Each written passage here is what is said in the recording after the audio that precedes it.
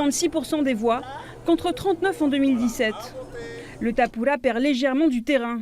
En tête, dans 2 circonscriptions contre 3 5 ans plus tôt, le parti au pouvoir se heurte cette fois au Tavini avec des candidats au coude à coude, dont les circonscriptions 2 et 3, et un écart de quelques dizaines de voix seulement.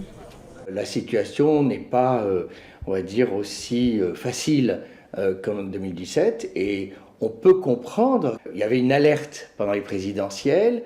Eh bien, on voit que l'alerte continue, que l'électorat envoie des messages clairs au Tapura. Il y a une insatisfaction de l'offre politique, il y a une insatisfaction aussi quand même de la politique. Selon le politologue, l'avance confortable de Nicole Bouteau et ses 42% s'explique également par les choix politiques de l'ancienne ministre du Tourisme, et notamment son départ du gouvernement devant l'entêtement de Théari Alpha à refuser la vaccination anti-Covid en pleine crise sanitaire. On peut dire que l'électorat a beaucoup apprécié cette droiture, c'est-à-dire qu'il n'y ait pas de tergiversation ou quoi que ce soit, ce respect des grands principes de la démocratie ont été véritablement appréciés par l'électorat. Dans les rangs des Rouges, les résultats de ce premier tour confirment surtout la position du Tapura comme premier parti politique. Le Tapura Huiratira est encore donc, le premier grand parti de la Polynésie française.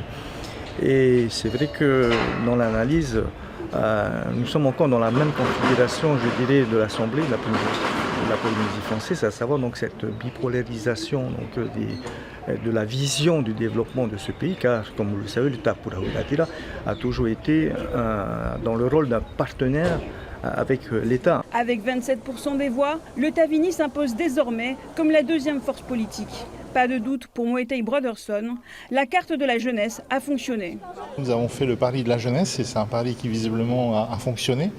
Nous avons la liste de très loin la plus jeune avec Tematai Legaï qui a 21 ans, Steve Chayoui qui a 36 ans. Donc du coup moi je passe un peu pour l'ancien de la bande.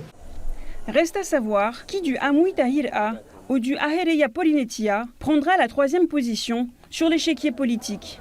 Avec 14% des suffrages et un écart de seulement 74 voix en faveur du parti Orange, les territoriales s'annoncent particulièrement serrées pour la 3e place.